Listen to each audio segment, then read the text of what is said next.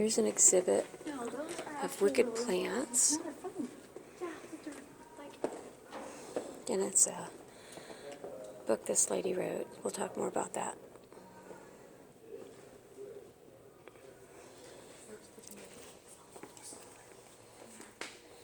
How cute. They've set it up like it's a house.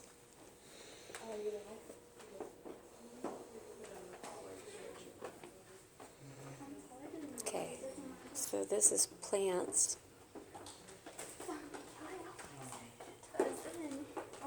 All living things are classified by scientists into groupings, known as families. No matter how wicked they are, one particularly vile family includes more than 60 species identifiable by their branched hairs, thorns, and deadly threat, known as the nightshade family. You may be surprised by some of these seemingly innocent members. This very old family name was probably derived from the Old English term nightskade, meaning unrecorded night or night that was shaded or hidden, referring to the amnesia-like state of some of the plants caused if ingested or absorbed. Moondrake,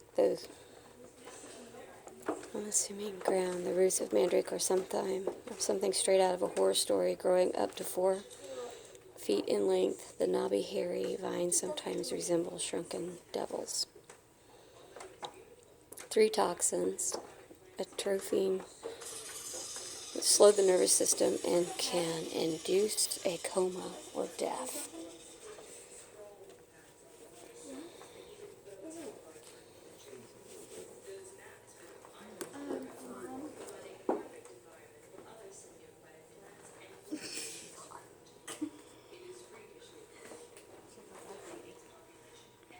The nightshade family. Meet the plants that can give you an eternal night.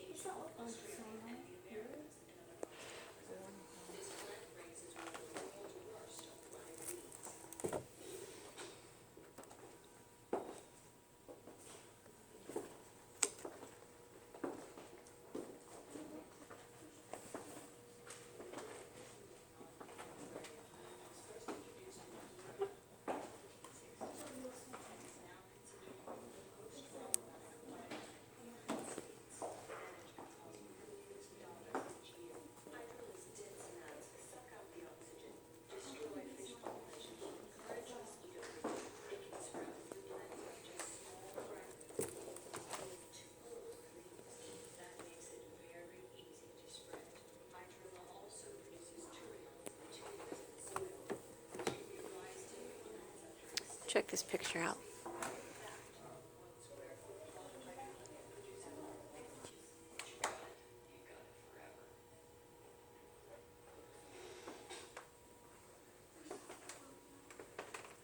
Nightshade family. Oh, I didn't see that one.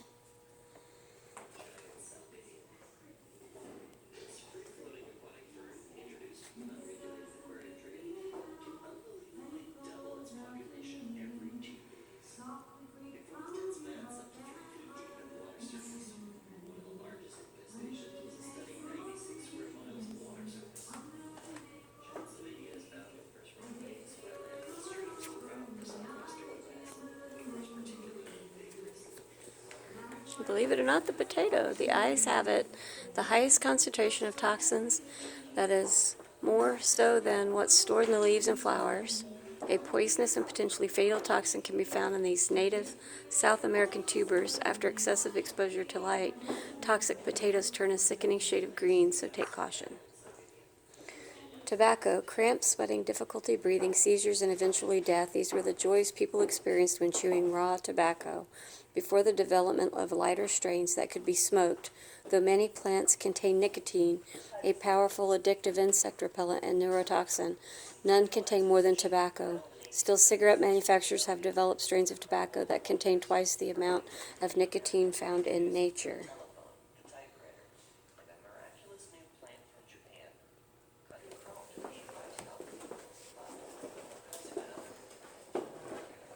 Read it through that. I had to actually just read the card.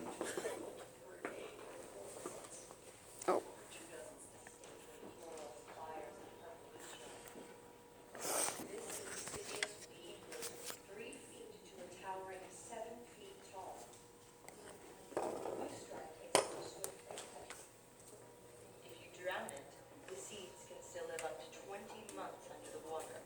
cut it up.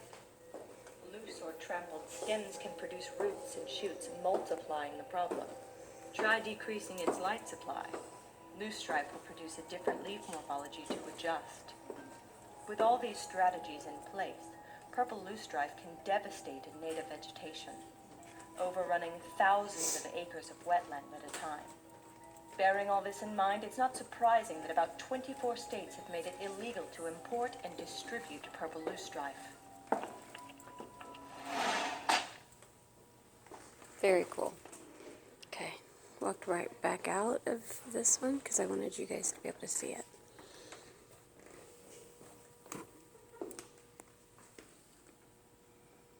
There's a snake in there.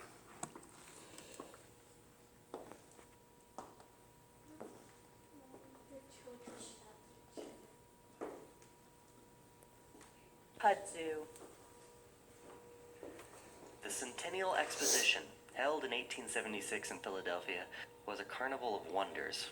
Roughly 10 million Americans were introduced to the telephone, the typewriter, and a miraculous new plant from Japan, kudzu. You see, plant enthusiasts loved the flower's fruity, grape-like fragrance, and the fact that the vine could scramble over a trellis so quickly and control erosion. Soon, farmers realized that livestock could eat the vine, making it a good crop to feed livestock. But kudzu had other wicked plans for America. The vines made themselves at home, growing up to a foot per day during the warmer months. Over 24 stems can emerge from a single crown, and each of those can stretch over 100 feet. A single massive taproot can weigh up to 400 pounds. Its underground rhizomes ignore the cold and survive for years before sprouting. It strangles trees, smothers meadows, undermines buildings, and pulls down power lines. The vine now covers 7 million acres in the U.S., and the damage it has caused is in the hundreds of millions. If you live in the South, you may not want to sleep with the windows open.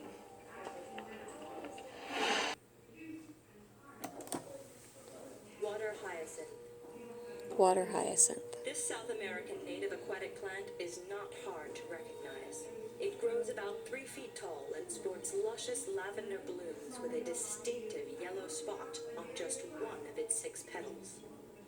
Although it is beautiful, the crimes that this aquatic plant has committed are so great that it should be locked away forever. If only that worked. Water hyacinth forms dense, sprawling mats on the water's surface that even boats have a hard time penetrating. Those mats become islands of their own, providing the perfect environment for other semi-aquatic plants and grasses to sprout. It is freakishly prolific, doubling its population every 2 weeks. Because of that, it's gone on a crime spree in Asia, Australia, and the Americas, and other parts of Africa. This plant ranks as one of the world's worst aquatic weeds.